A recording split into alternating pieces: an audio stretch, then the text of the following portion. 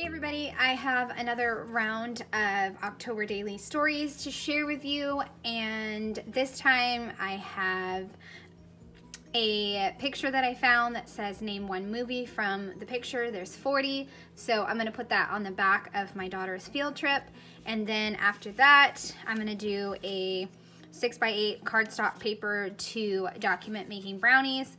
The front and the back is going to be about making tombstone brownies.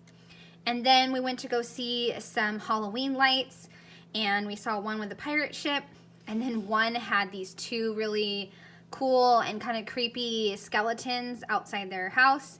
And so I'm going to document that, and that will wrap up this round of stories. So 4 stories again. That's kind of the number that I like to stick to for each video. So 4 stories, and all right, I'm going to get started on putting these together. All right, I'm going to start by clearing off my desk, and then the first story that I'm going to do is this 40 movies in one. And I don't know if I mentioned this, but I'm going to wind up changing this into a canvas at some other point because the page protector was not working. But I had the answers, and so I wanted to create a flap, and I probably should have shrunk down my answers just a little bit, but I had to write the answers up at the top so that way you could see what it was. Basically, for the answers, I just took a collage app on my phone and just used that. That way I didn't have to type it all out. I'm also going to do a flap for this this photo so that way I can do the answers underneath, and then on top is the actual picture. And this is more of just a filler page. We don't really watch scary movies, but I just thought that this is really cool. And I got a really awesome response when I asked on Instagram, my Instagram stories, what people would guess what they saw. And so I just had to include it. It was a fun little thing to include. Also going to use up that big, scary die cut piece from Creat paper. Finally gets a home. And then I'll add a few little stickers. And then I'll be ready to move on to the next little story. Right here you can see that I was trying to put it in a page protector. I even wound up cutting a little piece of the plastic to try to make it easier to do the flap, but it was just a mess. So moving on to making tombstone bars. It was this cute little kit I found at Walmart, so I wanted to make it with the kids. Once again, using the Snickerdoodle alphabet to stamp out the title, and I'm using Humble and Create, the Trick or Treat collection.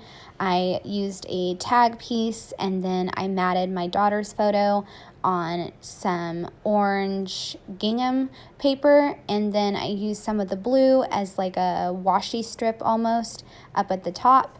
And that's about it. It was kind of a funky design, I think, but I liked it and it worked. And I'm going to continue the story on the back where I have a few more photos of my son, and then also the actual cookie bar.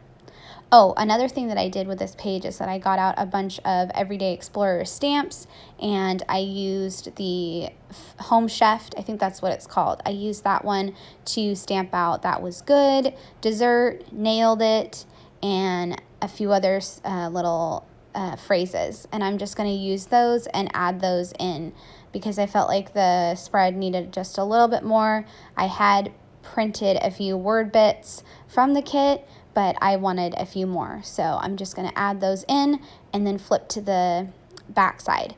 Backside, like I said, has my son, and I'll make a little flip up pocket because my son made a hilarious face. This one right there, that cheesy grin. So I had to do a flip up. Just going to add the washi so that way you can flip up. And I'm also including the recipe from the box. And it is this bright green, and it got a little dirty during the baking, but I just had to include it. It was just too good not to include.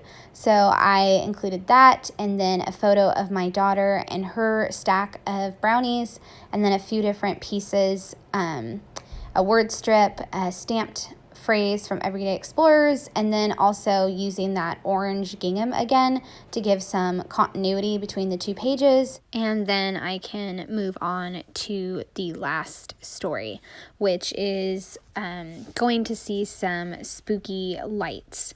I heard about this one house that was in a local town group, and then I did like a search and found another house. The second house I found was the one with the giant skeletons. I think they're at least 10 feet tall. I mean, they're huge. So I took a TN and I put that photo of my husband and the kids, and on the back you saw me put a journaling card, and then I am using a pocket page protector so that way I can add in some smaller photos and also some sequins. I have the main photo of the pirate ship and then a few other close-ups from the different houses. And I'm just using a scrap of pattern paper, and I'm also using a big die cut ink. And then on the back, I have a skeleton that says beware. The back photo, I didn't have a horizontal 4x6, so I took one of the skeleton photos and I put it at 3x4, and I just added that, and I'm adding a polka dot striped paper and a few Bella Boulevard stars. The stars are a little bit older that in my stash, so I'm just adding glue to make sure that they stick down. And then I have a large TN, and I am going to put that huge creepy skeleton dude on it, and then I will be wrapped up with these pages.